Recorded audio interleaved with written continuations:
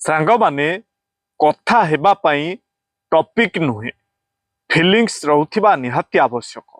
ଦେବା ପାଇଁ ଦାନ, ନେବା ପାଇଁ ଜ୍ଞାନ ଆଉ ତ୍ୟାଗ କରିବା ପାଇଁ ଅଭିମାନ ସର୍ବଶ୍ରେଷ୍ଠ ଅଟେ। ମାନବରୁ ମାନବ ହେବା ତାର ବିଜୟ ଅଟେ। ଦାନବ ତ ପରାଜୟ, କିନ୍ତୁ ମହାମାନବ ହେବା ଚମତ୍କାର ଅଟେ। ପରାଜୟ ସେତେବେଳେ ଯାଏଁ ହୋଇନଥାଏ ଯେତେବେଳେ ଯାଏଁ ତୁମେ ତଳେ ପଡ଼ି ରହିଛ। ପରାଜୟ ସେତେବେଳେ ହୋଇଥାଏ ଯେତେବେଳେ ଯାଏଁ ତୁମେ ଚେଷ୍ଟା ହିଁ କରିନଥାଅ। କେବଳ ସମୁଦ୍ର ନିକଟରେ ଛିଡ଼ା ହୋଇ ଏହାକୁ ଅତିକ୍ରମ କରିବାର ସାହସ ରଖିଲେ କିଛି ହୋଇନଥାଏ, ବରଂ ଏଥିପାଇଁ ଉପାୟ ଚିନ୍ତା କରିବାକୁ ପଡ଼ିଥାଏ। ଜଣେ ସ୍ୱାମୀର ମାନସିକ ଡାକ୍ତର ହେଉଛି ତା ସ୍ତ୍ରୀ। ସ୍ତ୍ରୀ ଚାହିଁଲେ ତାକୁ ସୁସ୍ଥ ରଖିପାରେ, ପୁଣି ଚାହିଁଲେ ତାକୁ ପାଗଳ ମଧ୍ୟ କରିଦେଇପାରେ।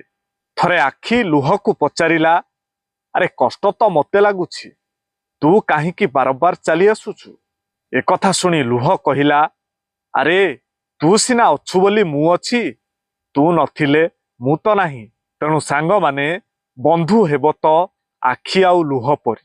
ମୃତ୍ୟୁ ପରେ ବି ଯଦି ବଞ୍ଚି ରହିବାକୁ ଚାହୁଁଛ, ତେବେ ଏମିତି କିଛି ଲେଖିଯାଅ ଯାହାକୁ ପଢ଼ି ଲୋକେ ପ୍ରେରଣା ପାଇବେ, କିମ୍ବା ଏମିତି କିଛି କରିଯାଅ ତୁମର କାର୍ଯ୍ୟକୁ ଲୋକେ ମନେ ରଖିବେ। ଅସ୍ଥାୟୀ ଜୀବନରେ ଚିରସ୍ଥାୟୀ ହେଲା ମଣିଷର ସୁନ୍ଦର ବ୍ୟବହାର, ଯାହା ମୃତ୍ୟୁ ପରେ ବି ସମସ୍ତଙ୍କ ପାଖରେ ସ୍ମୃତି ହୋଇ ରହିଯାଏ। ତେଣୁ ଜୀବନରେ ସବୁବେଳେ ସମସ୍ତଙ୍କୁ ସୁନ୍ଦର ବ୍ୟବହାର ଦେଖାନ୍ତୁ। ଯଦି ଆପଣଙ୍କୁ କିଏ ଅଣଦେଖା କରୁଛି ତ କରିବାକୁ ଦିଅ। ଯଦି କିଏ ଆପଣଙ୍କୁ ରିପ୍ଲେ ଦେଉନାହିଁ, ତାହା ବି ତାକୁ କରିବାକୁ ଦିଅ। କେବଳ ଗୋଟିଏ କଥା ମନେ ରଖ, ସମୟ ସମସ୍ତଙ୍କର ଆସିଥାଏ। ଆଜି ତାର ସମୟ ଚାଲିଛି, ସିଏ ଆପଣଙ୍କୁ ଅଣଦେଖା କରୁଛି, କାଲି ନିଶ୍ଚିନ୍ତ ଆପଣଙ୍କର ବି ସମୟ ଆସିବ। କ'ଣ ସାଙ୍ଗମାନେ, ଠିକ ତ? କମେଣ୍ଟରେ ଆପଣଙ୍କର ଉତ୍ତର ଲେଖିବା ପାଇଁ ଅନୁରୋଧ। ଆଉ ଯଦି ଭିଡ଼ିଓଟି ଆପଣଙ୍କୁ ଭଲ ଲାଗିଥାଏ ତାହେଲେ ନିଶ୍ଚୟ ଗୋଟିଏ ସେୟାର କରିବେ। ସାଙ୍ଗମାନେ, ଥରେ ଦୁଃଖ ଆଉ ସୁଖ ମଧ୍ୟରେ ଭେଟ ହୋଇଗଲା।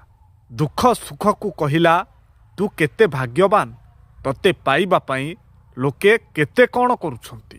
ହେଲେ ସୁଖ ଏହା ଶୁଣି କହିଲା, ମୁଁ ଭାଗ୍ୟବାନ ନୁହେଁ, ଭାଗ୍ୟବାନ ହେଉଛୁ ପ୍ରକୃତରେ ତୁ।